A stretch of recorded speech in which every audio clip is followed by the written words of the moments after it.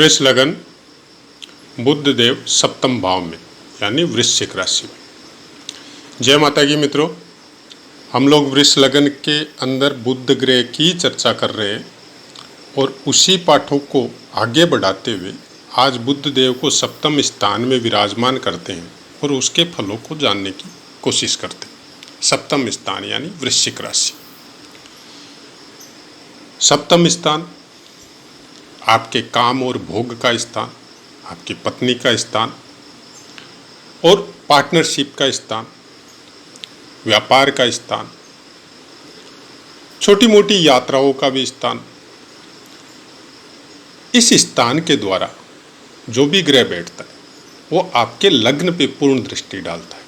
और बुध ग्रह के विषय में जब बात की जाती है, नॉर्मली ऊंच और नीच के विषय में हम किसी भी ग्रह के बारे में इतनी इम्पोर्टेंस नहीं देते और न ही रखते हैं, न उसको समझते हैं। समझ के भी ये सोचो कि एक तो आप किसी भी ग्रह के बारे में डिटेल में समझो, बहुत अच्छी बात है, लेकिन ऊंच और नीच ग्रह का डर दिखाकर जो सामने वाले को जो तकलीफ होती है उसके डर को या उस शब्दों को सुन के वो चीज़ नहीं दिखा के हम लोग अगर उसको इसी तरह से ले कि ये इस भाव में है तो किस तरह का फल प्राप्त हो सकता है। लेकिन अगर दिशा बल का हम लोग डीपली अध्ययन करें तो ऊंच नीच से ज़्यादा प्रभावी होता है। और बुध और गुरु दोनों ग्रहों को लग्न में दिशा बल मिलता है। आप वो बल आपके उच्च ग्रह से 3 गुना बली होता है। तो अगर आपका कोई ग्रह उच्च स्थान में है लेकिन दिशा बल से अगर शून्य है तो कोई मीनिंग नहीं है, फिर उसका कोई खास इफेक्ट नहीं आएगा आपके जीवन में या उसके बल में। षटबल में जाके देखेंगे तो नीच का ग्रह भी षटबल में बली हो सकता है और उसी का इफेक्ट रहेगा पूरे जीवन में।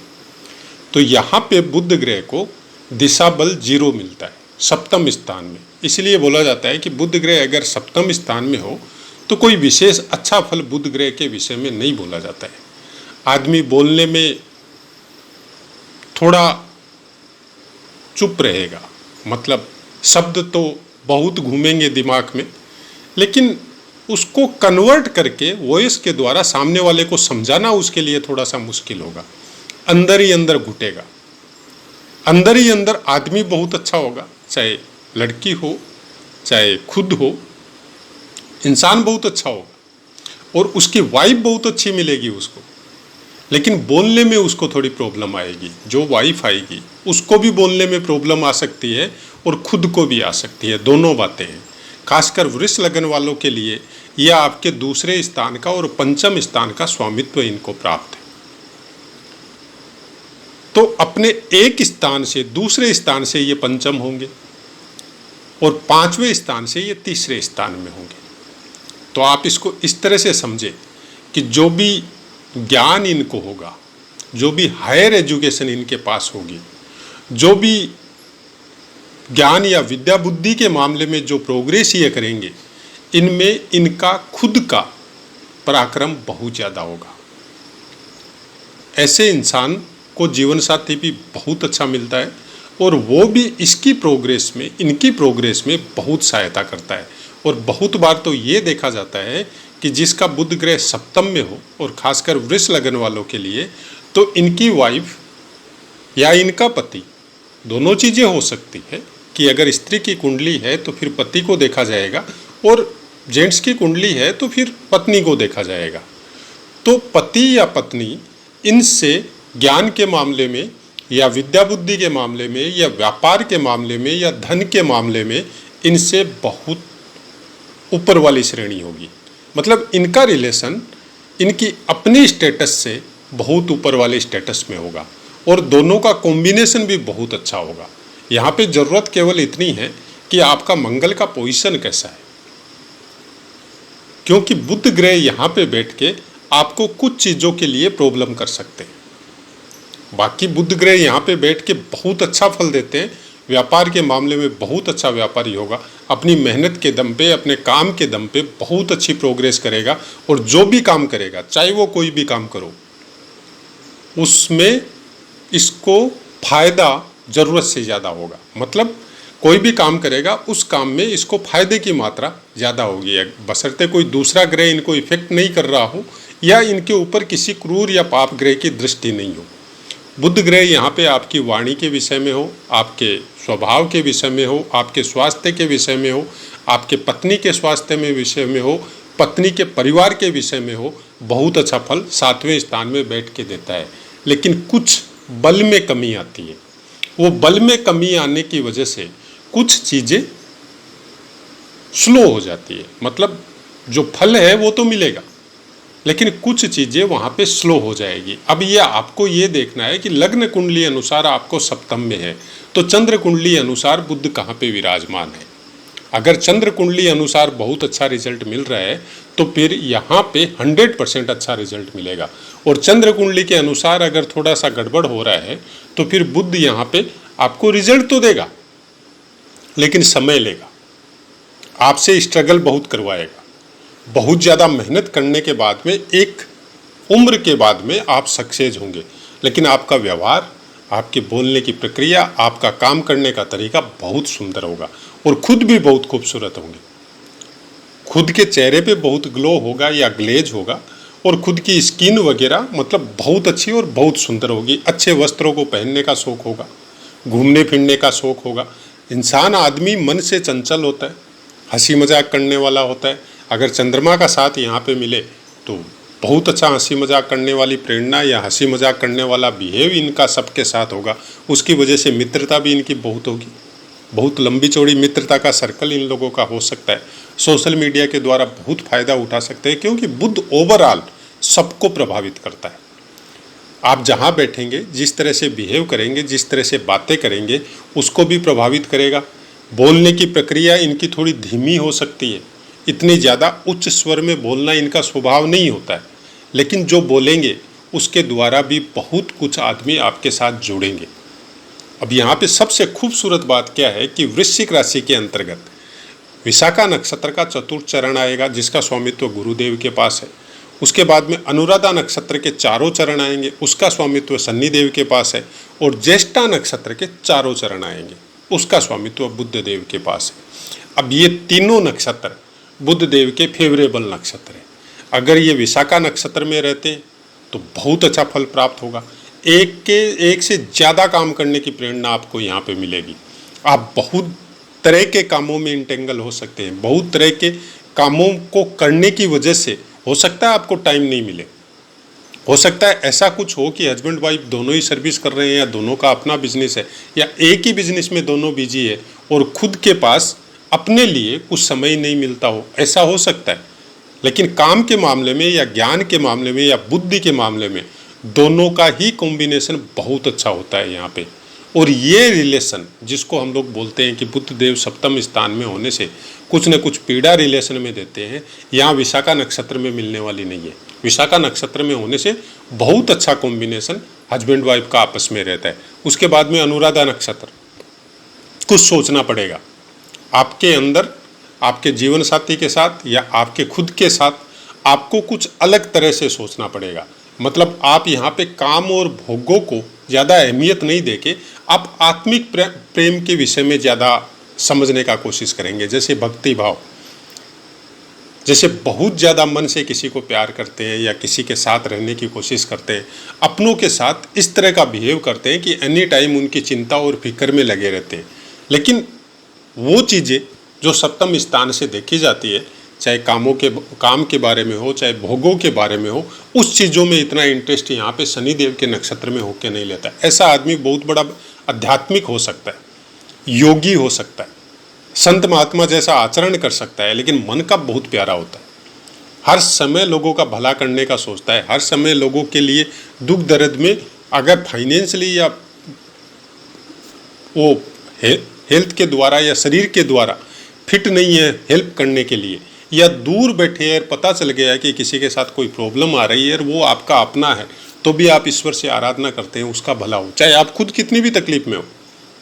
ऐसे इंसान एनी टाइम तत्पर होते हैं। अनुराधा, अनुराधा नक्षत्र इतना अच्छा नक्षत्र है, इसमें कोई भी ग्रह बैठता है, अगर शनिदेव का पोजीशन अच्छा हो या आपने बना लिया हो, क्योंकि हम लोगों के कर्म भी एक प्रेरणा देते हैं ग्रहों को ठीक करने के लिए। और बुध ग्रह के विषय में प्राय कर बहुत से पाठों में हमने बोला है, बुध ग्रह एक ऐसा ग्रह है जिसको आपको प्रारब्ध के द्वारा आपको जो मिला है उसका प्लेसमेंट वो मिला होगा, कोई टेंशन नहीं है। लेकिन आप अपने कर्मों के द्वारा, अपने कामों के द्वारा उसकी चीज़ों को चेंज कर सकते हैं। जरूरत वही है कि अपने शब्दों के द्वारा किसी को पीड़ा नहीं पहुंचानी है। बुध ग्रह से कनेक्टेड जो रिश्ते हैं, भांजे हैं, मामा है, भांजी है, छोटी बहनें हैं या बड़ी बहनें हैं, जो भी छोटे भाई बहन हैं, छोटे बच्चे हैं, जो 5 साल 6 साल के छोटे बच्चे जिनके अंदर छल कपट नहीं होता है, उन सब के साथ अच्छा बिहेव रखते हैं, मित्रवत बिहेव रखते हैं, उनसे प्यार से बोलते हैं, बच्चों के साथ बच्चे जैसा बिहेव रखते हैं, तो बुध ग्रह ऑल टाइम अच्छा रहता है। यह एक खास बात है। आपका बुध ग्रह कितना भी खराब हो, हम लोगों के खुद के ऊपर निर्भर है कि हम लोग बुध ग्रह को अपना कैसा करके रखते हैं। आप देखिए, जो भी अगर आपने बुध ग्रह को इस तरह से अच्छा बना के रखा है तो आप खुद देखेंगे आपके अंदर कैसा परिवर्तन आता है।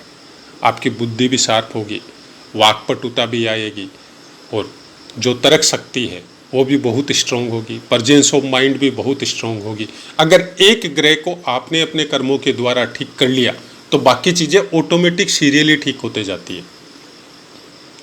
अब बोलने को बोल सकते हैं कैसे ठीक होके जा सकती है। आप खुद इसके ऊपर अपना अभ्यास कीजिए कि आप जब किसी के बारे में भला सोचते हैं तो ऑटोमेटिक आपका भला हो जाता है। आपका अंदर का जो एरो है और बाहर की जो एनर्जी है वो ऑटोमेटिक पॉजिटिव वे में आ जाती है।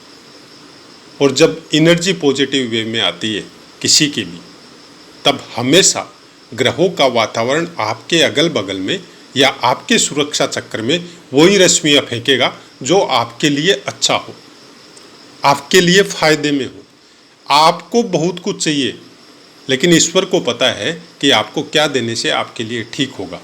तो आप वो काम कीजिए जिस काम के लिए आप आए हैं। आप वो काम मत कीजिए जो वर्तमान में भोगों के द्वारा या हम लोग जो संस्कृति देख रहे हैं उसके द्वारा कोई पैसे के पीछे भाग रहा है, तो कोई भोगों के पीछे भाग रहा है, कोई अपने सुख के पीछे भाग रहा है। सुख और दुख केवल मानसिक अवस्था है। हम लोग दुख में भी सुखी हो सकते हैं और सुख में भी दुखी हो सकते हैं। अनुराधा नक्षत्र कुछ वैसी ही प्रेरणा देता है। अनुराधा नक्षत्र में बैठे हुए ग्रह आपको न तो ज़्यादा सुख में सुखी होने देंगे, न ज़्यादा दुख में दुखी होने देंगे। आप न्यूट्रल हो जाएंगे, लेकिन आप आध्यात्मिक हो जाएंगे। आप इस जगत को दृष्टि कुछ अलग लेवल से देखेंगे। ज्येष्ठा नक्षत्र खुद का बुध का नक्षत्र है, बहुत बलवान नक्षत्र है। यहाँ पे बैठा हुआ बुध ऑल टाइम अच्छा फल देता है, आपको हर तरफ से अच्छा फल देता है। अगर ज्येष्ठा नक्षत्र में बुध विराजमान है सप्तम स्थान में, खासकर वृष लगन वालों के लिए तो बहुत ज़बरदस्त योग कारक है। अब जरूरत बात वही है, शर्तें लागू है, बुध देव के साथ शर्तें लागू है। आपको अपना बिहेव बुध देव के अनुसार रखना पड़ेगा, सत्य पे चलना पड़ेगा, अच्छी वाणी बोलनी पड़ेगी, खराब वक्तव्य किसी के बारे में न बोले न लिखे, कुछ समय तक अच्छी पुस्तकें पढ़ने का अभ्यास रखना पड़ेगा, तब ऑटोमेटिक बुध ग्रह का फल बहुत ज़्यादा अच्छा मिलेगा। बात करें नवमांश की, वृश्चिक राशि में कोई भी ग्रह अगर 3.20 डिग्री तक हो तो कर्क के नवमांश में रहेंगे, 6.40 डिग्री तक हो तो सिंह के नवमांश में रहेंगे, 10 डिग्री तक हो तो कन्या के नवमांश में रहेंगे, 13.20 डिग्री तक हो तो तुला के नवमांश में रहेंगे, 16.40 डिग्री तक हो तो वृश्चिक के नवमांश में रहेंगे, 20 डिग्री तक हो तो धनु के नवमांश में रहेंगे, 23.20 डिग्री तक हो तो मकर के नवमांश में रहेंगे, 26.40 डिग्री तक हो तो कुंभ के नवमांश में रहेंगे और 30 डिग्री तक होने से मीन के नवमांश में रहेंगे। देव, नर और राक्षस जो नवमांश के विषय में यहाँ लिखा गया है, आप स्क्रीनशॉट भी ले सकते हैं इसका, या अपना नोटिंग करके भी रख सकते हैं अगर आप ज्योतिष सीखने के इच्छुक है तो। इनका अपना एक महत्व है और इसके विषय में एक अलग से पाठ हमारा दिया हुआ है, क्योंकि एक ही पाठ के साथ सब कुछ सम्मिलित करना, हालांकि हमने बहुत सी चीज़ें सम्मिलित की है। इसको भावाश्रय पाठों के द्वारा भी आप देख सकते हैं, इसको आप लग्नानुसार भी समझ सकते हैं, इसको अभ्यास के द्वारा जो चीज़ें हम लोगों को मिलती है या हमें मिली है वो भी हम बताने का कोशिश कर रहे हैं, तो उसको भी आप नोटिंग करके अपने पास रख सकते हैं। बुध ग्रह के विषय में केवल इतना ही ध्यान रखना है कि अपनी वाणी पे कंट्रोल करना है। आपका बुध ग्रह कहाँ बैठा है वो मायना नहीं रखता है, आप वाणी कैसी बोल रहे हैं वो बहुत बड़ा मायना रखता है। बहुत इंपॉर्टेंस है उस चीज़ की। आपके बुध ग्रह को ठीक या खराब करने के लिए हम लोग खुद जिम्मेदार हैं। आपने किसी से कुछ गलत बातें सुनी या कोई सोशल मीडिया पे पोस्ट देखी और आप भी वहाँ पे गलत होके पोस्ट दे रहे हैं या गलत वाणी का उच्चारण करके उसको बोल रहे हैं, तो आप मान के चलिए जो सामने वाला है वो तो अपने फल भोगेगा ही भोगेगा। उसका तो बुध नेगेटिव हो चुका है, लेकिन आपका भी होना चालू हो जाएगा। खराब जो कर रहा है वो आपके लिए जरूरी नहीं है, आप क्या कर रहे हैं आपके लिए वो जरूरी है। तो अपने बुध ग्रह को हमेशा ठीक करके रखिए, बाकी ग्रह ऑटोमेटिक ठीक होते जाएंगे। कलयुग में एक विशेष इफेक्ट बुध ग्रह का ही देखा जाता है चारों तरफ। जैसे ही वो आपकी वाणी दूषित हुई, राहु, शनि, सूर्य सब डिस्टर्ब हो जाएंगे। अकेला बुध ग्रह है जो आपके पूरे जीवन को अच्छे से भी गुजार सकते हैं आप, चाहे प्रारब्ध आपको कैसा भी मिला हो, और सब कुछ होते हुए भी बुरा करके भी गुजार सकते हैं। हम लोग सब देखते हैं प्रायकर वर्तमान समय में कि सब कुछ है, लेकिन फिर भी वाणी दोष ऐसा है कि कोई भी उनको आशीर्वाद नहीं देता है। न उनके यहाँ काम करने वाले उनका भला सोचते हैं, न उनके परिवार के मेंबर उनका भला सोचते हैं, क्योंकि वाणी दूषित है। किसी को कुछ भी मुंह में आया गाली गलौज के साथ बोलते रहते। वैसा इंसान कभी भी शांति से नहीं जी सकता, चाहे सब कुछ हो। करोड़ों रुपए पड़ा है, बैंकों में पड़ा है और कहीं पे पड़ा है, फिक्स एसेट्स में पड़ा है, फिर भी शांति नहीं है। क्यों? वाणी दूषित है। और शांति प्राप्त करनी है तो बुध को अच्छा रखना पड़ेगा। आपकी फाइनेंस पोजीशन कैसी है वो मीनिंग नहीं रखती है। आपके अंदर अगर शांति है और बुध ग्रह आपका अच्छा है, वाणी प्रिय है, तो आप बहुत शांति से अपने जीवन को गुजार सकते हैं। अंश बल की बात करें, सम राशि है। प्रथम 6 अंश तक मृतावस्था में रहेंगे, 12 अंश तक वृद्धावस्था में रहेंगे, 18 अंश तक युवावस्था में रहेंगे, 24 अंश तक कुमारावस्था में रहेंगे, 30 अंश तक बाल्यावस्था में रहेंगे। अब 7वें स्थान में बुध ग्रह है, और बहुत सी बार देखा जाता है कि बुध ग्रह जब नेगेटिव होते हैं तो बहुत बुरे फलों की भी प्राप्ति होती है। कैसे बचे? किसी बच्चे के बुध ग्रह अगर 7वें स्थान में है और उसका हम लोग उपाय करने की सोचे तो क्या उपाय कर सकते हैं? अगर आप समझदार हैं, सब चीज़ों को समझते हैं, तो सबसे अच्छा उपाय तो ये है कि वाणी पे कंट्रोल रखिए। उसके अलावा सबसे अच्छा उपाय है माता सरस्वती की आराधना कीजिए। आप अपने कमरे में, अपने घर में सरस्वती की आराधना कीजिए, उसकी मूर्ति लाइए और उसके सामने कोई भी मंत्र जाप करने की ज़रूरत नहीं है। अगर आपको नहीं करना आता है मत कीजिए, उसके सामने केवल 10 मिनट बैठिए और उस मूर्ति को देखिए। धीरे धीरे जो चीज़ें आपको ईश्वर को देनी है या बुध ग्रह को देनी है वो अपने आप आपको प्राप्त होनी चालू हो जाएगी, लेकिन समय लगेगा। ऐसा नहीं है कि 2 दिन, 5 दिन, 10 दिन में हो जाएगा, वैसा कुछ नहीं होता है। नेचुरलिटी का नियम है, सब चीज़ में समय लगता है। आप मेहनत करते हैं, उसका भी फल पाने में आपको समय लगता है। हम लोगों को जवान होने में, मेहनत करने लायक बनने में, कोई नौकरी या बिजनेस करने लायक बनने में भी 20-25 साल का समय लगता है। तो प्रारब्ध के भोगों को नष्ट करने में या उन भोगों को भोगने की शक्ति प्राप्त करने में अगर किसी ग्रह का हम लोग फल अच्छा करना चाहते हैं और उससे संबंधित कोई उपाय कर रहे हैं तो समय लगेगा। बगैर समय के कुछ नहीं होगा। कोई भी ज्योतिष आपको अचानक से आपके ग्रहों को ठीक कर दे, ऐसा बल किसी ज्योतिष में है, ऐसा बात नहीं बोलते हम कि नहीं है, लेकिन वो क्यों करेगा? क्या जरूरत है उसको? अगर ऐसा कोई बल किसी ज्योतिषी या किसी संत महात्मा के पास है तो उसको बहुत समय लगा है उन शक्तियों को प्राप्त करने के लिए। और वो 1 लाख, 2 लाख, 5 लाख, 10 लाख या 10,000, 5,000 या आपके कहने से वो अपनी शक्तियों को व्यर्थ नहीं करेगा। कोई नहीं करेगा ऐसा काम। नेचुरलिटी के साथ कोई भी छेड़छाड़ नहीं करता है। और शक्तियाँ तभी प्राप्त होती है इंसान को जब एक दैविक शक्ति या सिद्धि रूप में कोई भी चीज़ आपको तब प्राप्त होगी, उसके साथ शर्त होगी कि आप कभी मिसयूज नहीं करेंगे। और नेचुरलिटी के साथ छेड़छाड़ करना भी उस शक्ति का मिसयूज होता है, दुरुपयोग होता है। कि हमारी तकदीर में ये लिखा है और भावनात्मक लगाव की वजह से या पैसे के लगाव की वजह से अगर हमने उसकी तकदीर को चेंज करके अगर गलत कर दिया तो उसके लिए तो हो सकता है कुछ समय के लिए ठीक हो जाए, लेकिन हमारे लिए तो पूरे जीवन भर के लिए खराब हो जाएगा काम। तो जिसके पास भी ऐसी कुछ शक्तियां हैं या ऐसा कुछ पावर है, वो आपको उपाय के तौर पे कुछ रास्ते बताएगा। अगर आपको विश्वास है तो कीजिए, नहीं विश्वास है तो हम अपनी सब भोगते हैं तो वैसे भोगिए।